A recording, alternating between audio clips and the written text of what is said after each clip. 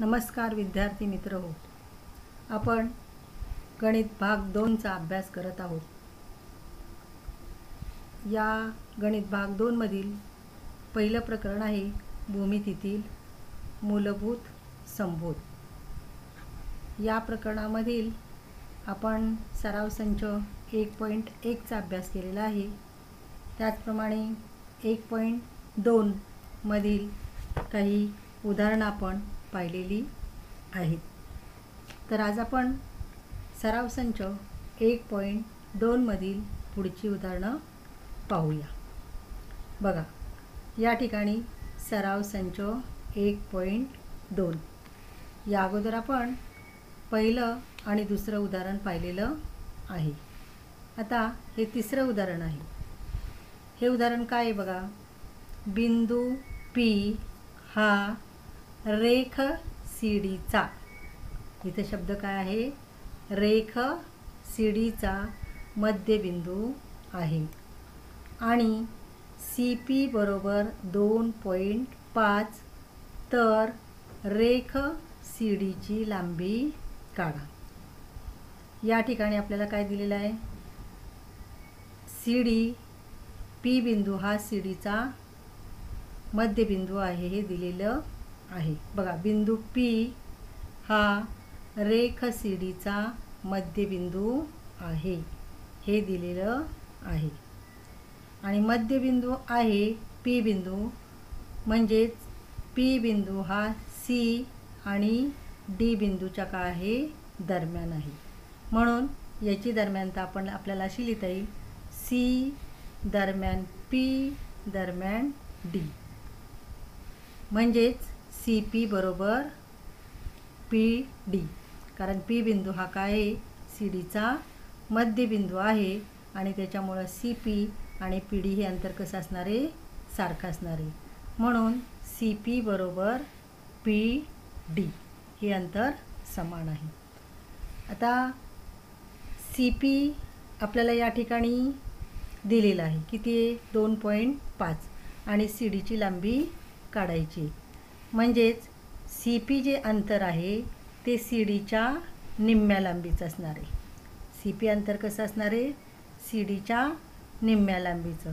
म्हणून CP बरोबर 1/2 CD काय येईल, CP बरोबर 1/2 CD.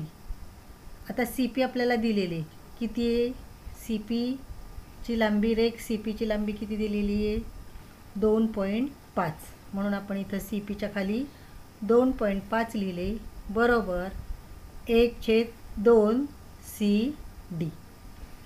आपल्याला विचारलेलं काय आहे, CDची लांबी विचारलेली. म्हणून CD बरोबर, आता हे 2.5 आहे तसंच इथं राहील आणि 1/2 हे काय आहेत, CDला भागिले, म्हणजेच हे 2.5ला काय झाले, गुणिले झाले. म्हणून CD बरोबर काय येईल, 2.5 गुणिले 2. 2.5 गुणिले 2 केलं तर उत्तर किती येतं, 5 येतं. 2.5 गुणिले 2 म्हणजेच किती, 5 येतं. म्हणून CDची लांबी किती आलेली आहे, 5 एवढी आलेली. तर अशा प्रकारे हे तिसरं उदाहरण आहे. त्याच्यानंतर पुढचं उदाहरण आहे चौथं. बघा, चौथं उदाहरण काय आहे, जर AB बरोबर 5 सेंटीमीटर, BP बरोबर 2 सेंटीमीटर आणि AP बरोबर 3.4 सेंटीमीटर तर या रेषाखंडाचा लहान मोठेपणा ठरवा. याच्या अगोदर आपण रेषाखंडाचा लहान मोठेपणा ही संकल्पना पाहिलेली आहे. आता या ठिकाणी हे दिलेले जे रेषाखंड आहेत AP, BP आणि AP, या रेषाखंडाच्या लांबी कशा आहेत बघा. APची लांबी 5 आहे, ABची लांबी 5 सेंटीमीटर आहे, BPची लांबी 4 सेंटीमीटर आहे आणि APची लांबी 3.4 सेंटीमीटर आहे हे दिलेलं आहे. म्हणजे या 3 रेषाखंडाच्या ज्या लांबी दिलेल्या आहेत त्या लांबी कशा आहेत, भिन्न आहेत, म्हणजे कमी जास्त आहेत. त्या किती आहेत? भिन्न आहेत.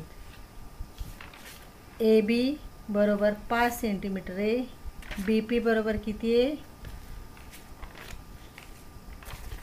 बी पी बरोबर किती दिलेले? 2 सेंटीमीटर. इथं चुकून 4 सेंटीमीटर झालेलं आहे, तर इथं पण तुम्ही 2 सेंटीमीटरच घेऊ शकता. आणि ए पी बरोबर किती दिलेले? 3.4 सेंटीमीटर. आता या रेषाखंडाची लांबी जर आपण बघितली, बघा, ए बी 5 सेंटीमीटर म्हणजे हा मोठा रेषाखंड आहे. बी पी 2 सेंटीमीटर दिले, इथं चुकून 4 झालेले, तुम्ही 2 लिहायचं इथं. बी पी बरोबर किती आहे? 2 घ्या. तर 5 पेक्षा 2 ही कशी आहेत? लहान आहेत. आणि ए पी बरोबर किती दिलेले? 3.4 आहेत. म्हणजे 3.4 हे कसे आहेत? 2 पेक्षा मोठे आहेत आणि 5 पेक्षा लहान आहेत. म्हणजे या तिन्ही रेषाखंडाची लांबी कशी दिलेली? वेगवेगळी दिलेली आहे किंवा ती भिन्न भिन्न आहे. मग आता ज्या रेषाखंडाची लांबी जास्त तो रेषाखंड कसा? सर्वात मोठा रेषाखंड. मग आता कुठली लांबी जास्त आहे? ए बीची लांबी जास्त आहे. म्हणजे तो काय असणार आहे? सर्वात मोठा रेषाखंड आहे. म्हणून बघा, रेख ए बी हा सर्वात मोठा रेषाखंड आहे. आता सर्वात लहान लांबी कोणती आहे? 2 सेंटीमीटर ही काय आहे? सर्वात लहान लांबी. सर्वात लहान लांबी म्हणजे बी पी या रेषाखंडाची लांबी कशी आहे? सर्वात कमी. म्हणून सर्वात लहान रेषाखंड कोणता झाला? बी पी. म्हणून रेख बी पी हा सर्वात लहान रेषाखंड आहे. आणि ए पी हा रेषाखंड कसा आहे? त्यांच्या दरम्यान आहे. म्हणजे बी पीपेक्षा तो मोठा आहे आणि ए बीपेक्षा कसा आहे? तो लहान आहे. म्हणजे या ठिकाणी याच्यामध्ये आपण हा लहान मोठेपण आपल्याला कसा सांगता येईल? तर सर्वात लहान लांबी ज्या रेषाखंडाची आहे तो रेषाखंड म्हणजे बी पी. बी पीपेक्षा कुठला रेषाखंड मोठा आहे? 3.4 ही जास्त लांबी आहे.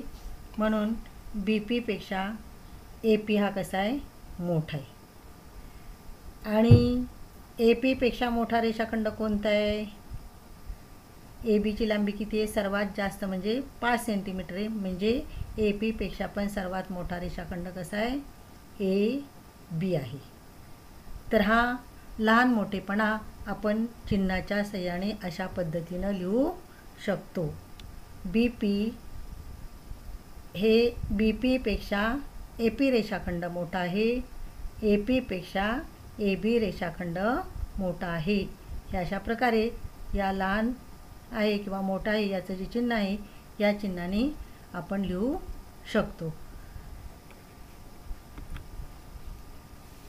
त्याच्यानंतर पुढचा प्रश्न आहे 5वा प्रश्न. बघा, आकृती दिलेली आहे आणि या आकृती 1.13च्या आधारे खालील प्रश्नांची उत्तरे लिहा. म्हणजे या ठिकाणी काय केलेली? आपल्याला आकृती दिलेली आणि या आकृतीवरून काही प्रश्न विचारलेले, त्या प्रश्नांची उत्तरे आपल्याला या आकृतीचं निरीक्षण करून द्यायची आहेत. बघा, आकृतीचं तुम्ही निरीक्षण करा. तर इथं दिलेले प्रश्न बघा, या ठिकाणी तुम्हाला 7 प्रश्न दिलेले आहेत. पहिला प्रश्न आहे, किरण आर पीच्या विरुद्ध किरणाचे नाव लिहा. किरण आर पीच्या विरुद्ध किरणाचे नाव लिहा. आता या ठिकाणी इथे आकृती दिलेली बघा, तीच आकृती ते पुढे पण घेतलेली आहे. तर आपल्याला काय सांगितले? किरण आर पीच्या विरुद्ध किरणाचं नाव. आर पी, आर बिंदू हा काय आहे? आरंभ बिंदू घेतलेला आहे. आर पी हा किरण इथून इकडे बघा, हा किरण जो आहे तो काय आहे? आर पी किरण आहे. आणि या किरणाचा विरुद्ध किरण आपल्याला सांगायचं आहे.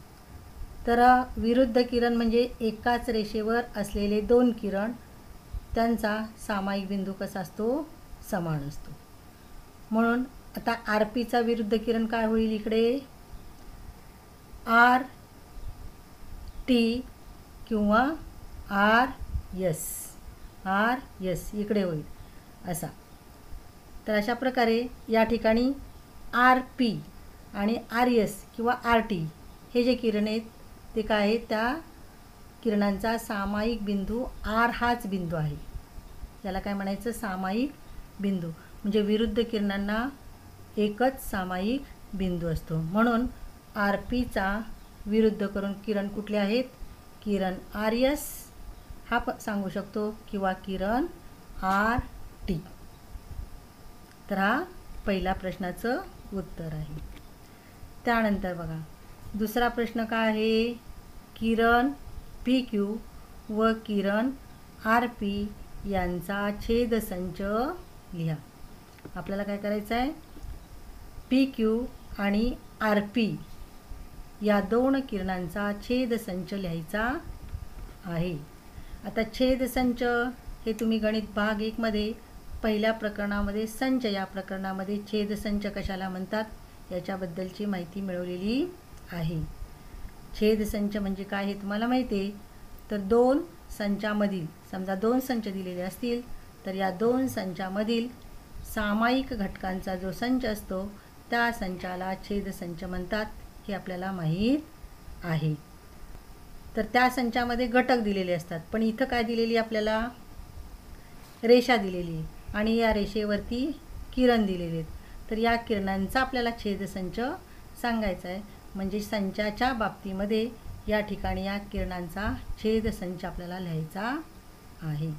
बघा किरण पी क्यू, किरण पी क्यू हा इथून इकडे आला, इथून हा इकडे आला. व किरण आर पी, किरण आर पी हा काय झाला, इथून इथंपर्यंत आला. किरण आर पी इथून असा इथे, पण पुढे तो किरण आर पी इकडं वाढू शकतो. कारण किरण काय आहे, एक बिंदू हा कसा असतो, आरंभ बिंदू असतो आणि एका बाजूने किरण आपल्याला वाढविता येतो. म्हणजे आर पी किरण हा असा पुढे जाऊ शकतो.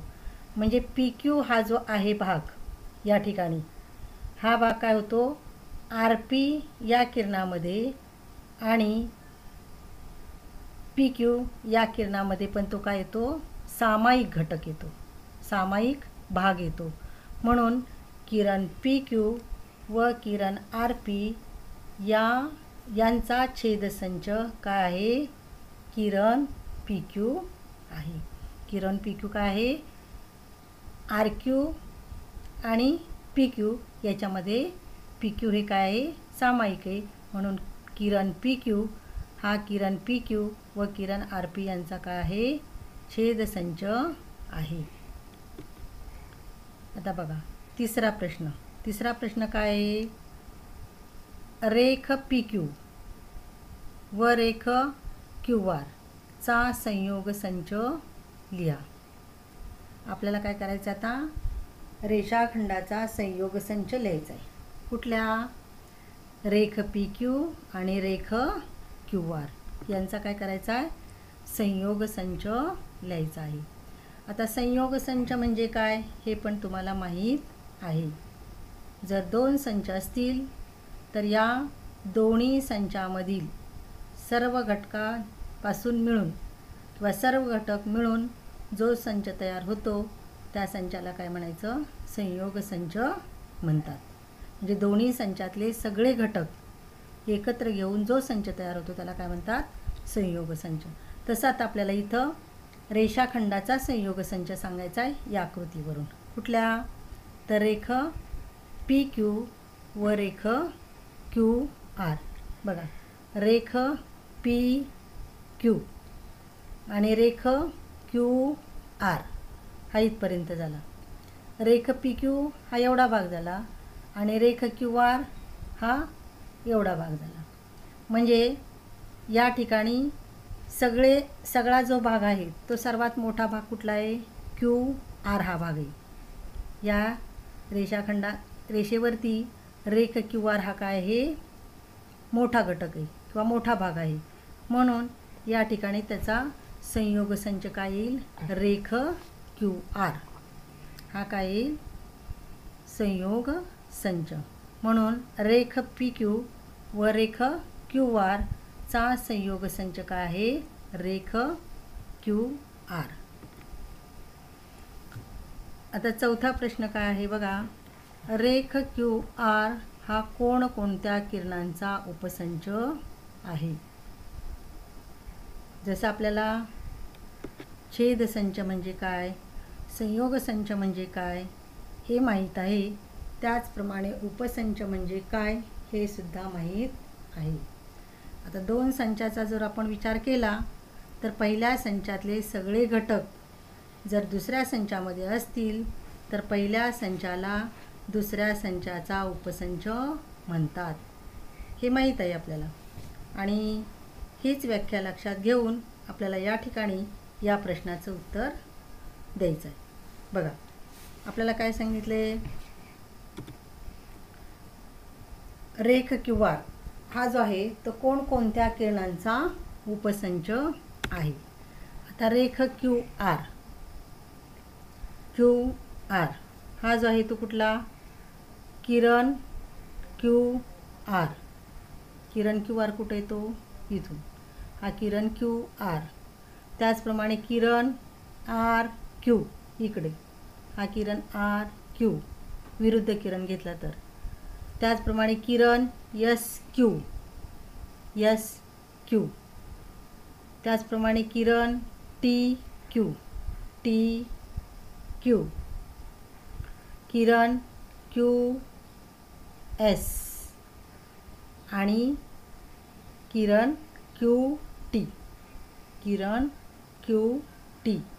या सगळ्या किरणांचा रेख क्यू आर हा काय आहे, उपसंच आहे. कारण क्यू आर हा जो भाग आहे तो सगळ्या किरणामध्ये येतो आणि म्हणून त्याला काय म्हणायचं, उपसंच म्हणायचं.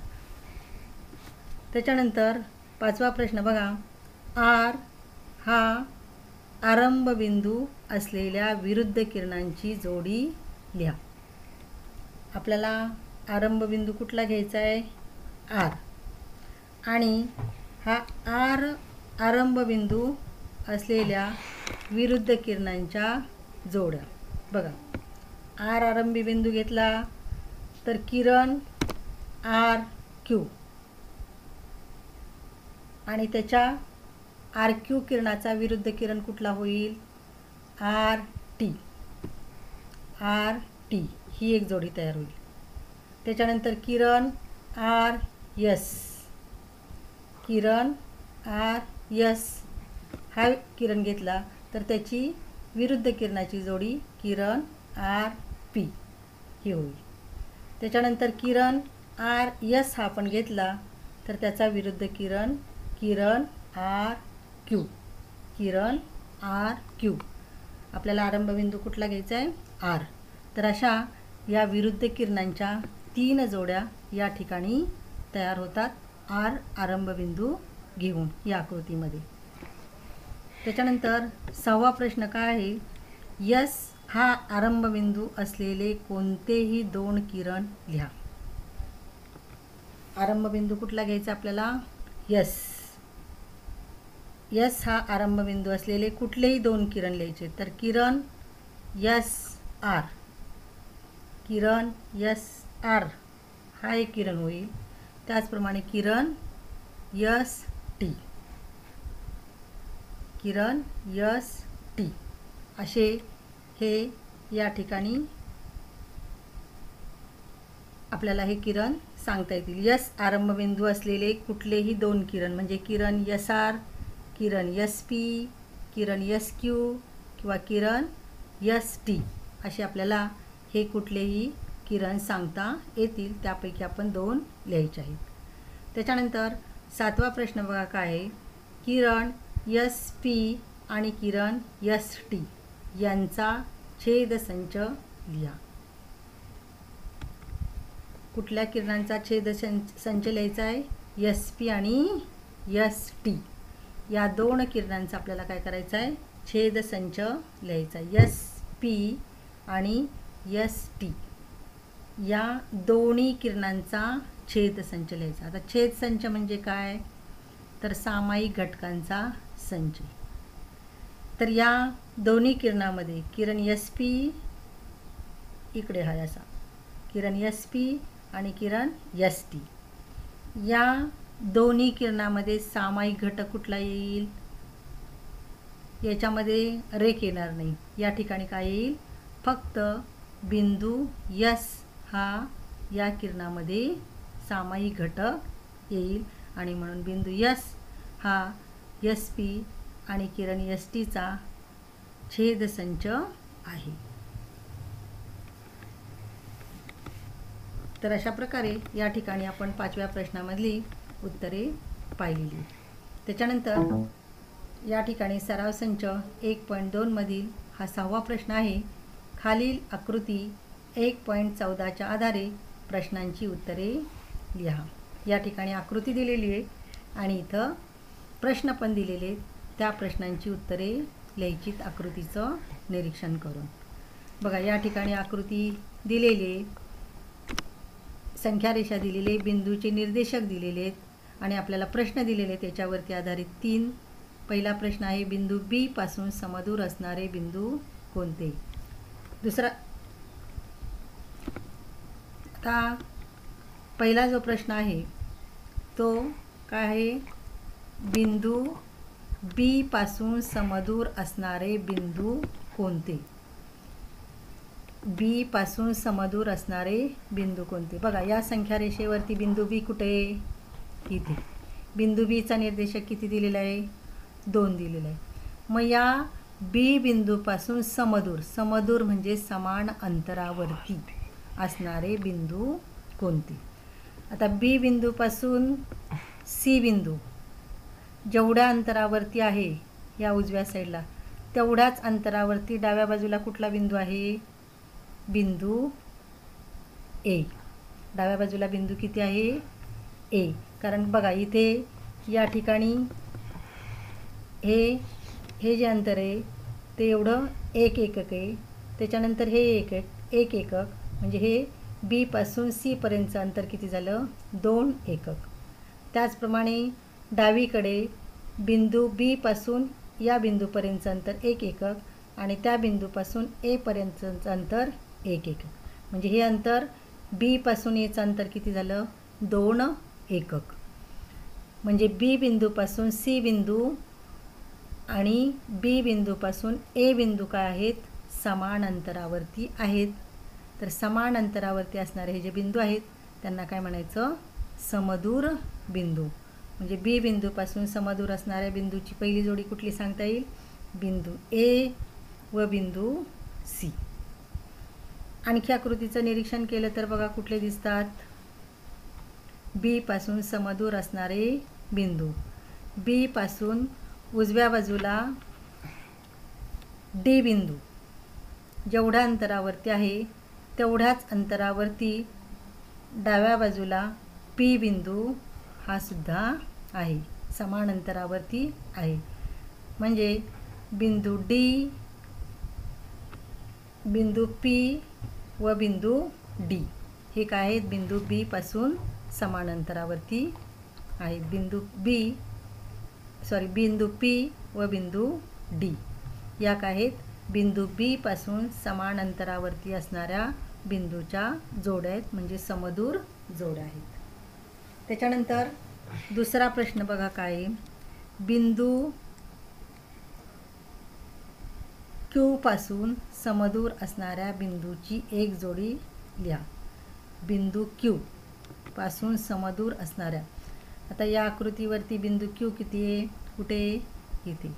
त्याचा निर्देशक किती आहे? -4. आता आपल्याला क्यू बिंदूपासून समदूर असणाऱ्या बिंदूच्या जोड्या लिहायच्यात. क्यू पासून यल हे उजव्या साईडला जेवढ्या अंतरावरती आहे तेवढ्याच अंतरावरती क्यू पासून यू हा बिंदू या ठिकाणी तेवढ्याच अंतरावरती आहे. म्हणजे एक जोडी कुठली सांगता येईल? बिंदू यल व बिंदू यू. त्याच्यानंतर दुसरी जोडी कुठली सांगता येईल? क्यू पासून समदूर असणाऱ्या बिंदूची जोडी. आता बघा, या क्यू पासून डाव्या साईडला -6 त्याचा निर्देशक आहे. म्हणजे हे अंतर 2 एकक आहे आणि क्यू पासून पीचं अंतरसुद्धा किती आहे? 2 एकके. म्हणजे या ठिकाणी बिंदू आर व बिंदू पी हे काय आहेत? बिंदू क्यू पासून समदूर आहेत. आता तिसरा प्रश्न बघा काय. तिसरा प्रश्न काय आहे? डिस्टन्स यू फी काढा, distance P C, distance V B आणि डिस्टन्स यू एल काढा. आपल्याला या ठिकाणी बिंदूचे निर्देशक दिलेले आहेत. या संख्या रेषेवरती बिंदूचे निर्देशक दिलेले आहेत आणि याच्या अगोदर आपल्याला माहिती आहे की निर्देशकाच्या 2 बिंदूमधलं अंतर हे मोठ्या निर्देशकातून लहान निर्देशक वजा करून काढतात. तर याचा उपयोग करून या ठिकाणी हे तिसरं उदाहरण सोडवायचं आहे. बघा आता या ठिकाणी आपल्याला डिस्टन्स म्हणजे अंतर यू फी काढायचे. अंतर कुठलं काढायचे? You fee. आता यू आणि व्ही बिंदूचे आपल्याला निर्देशक किती आहेत ते बघावं लागेल संख्या रेषेवरती. यू बिंदूचा निर्देशक किती आहे? इथं दिलेला आहे का? यू बिंदूचा निर्देशक दिलेला नाही. पण आता या ठिकाणी क्यूचा निर्देशक किती आहे? -4. आणि आरचा निर्देशक किती आहे? -6 आहे. आरचा निर्देशक किती आहे? -6 आहे. म्हणजे यांचा हा मध्यबिंदू, यू बिंदू काय आहे? त्याचा मध्यबिंदू. म्हणजे हे अंतर किती असणार आहे? ह्याचा निर्देशक किती असणार आहे? -5.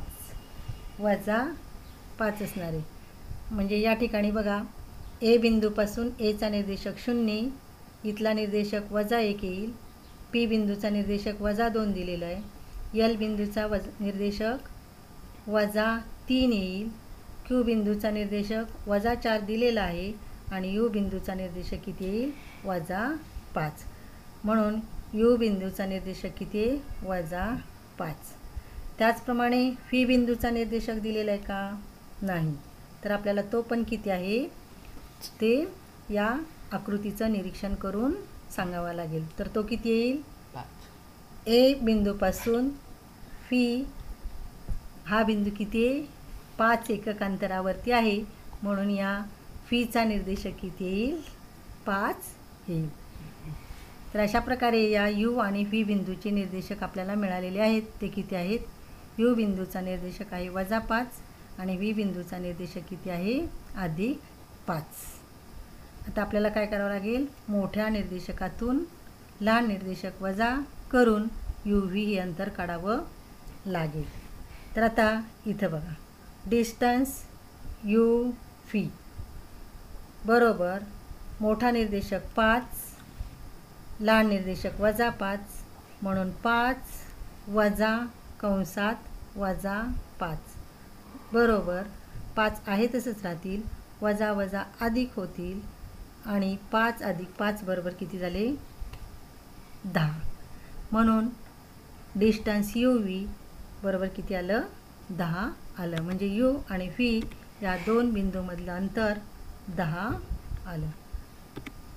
त्याच्यानंतर दुसरा प्रश्न याच्यातलाच की पी सी हे अंतर काढायचे. पी सी हे अंतर काय करायचे आपल्याला? काढायचे. मग आता इथेही आपल्याला पी आणि सी बिंदूचे निर्देशक किती आहेत ते लिहावे लागतील. आता पी बिंदूचा निर्देशक किती आहे? -2 आणि सी बिंदूचा निर्देशक किती आहे? +4. आपल्याला या ठिकाणी बिंदूचे निर्देशक दिलेले आहेत. पी बिंदूचा निर्देशक आहे -2 आणि सी बिंदूचा निर्देशक आहे 4.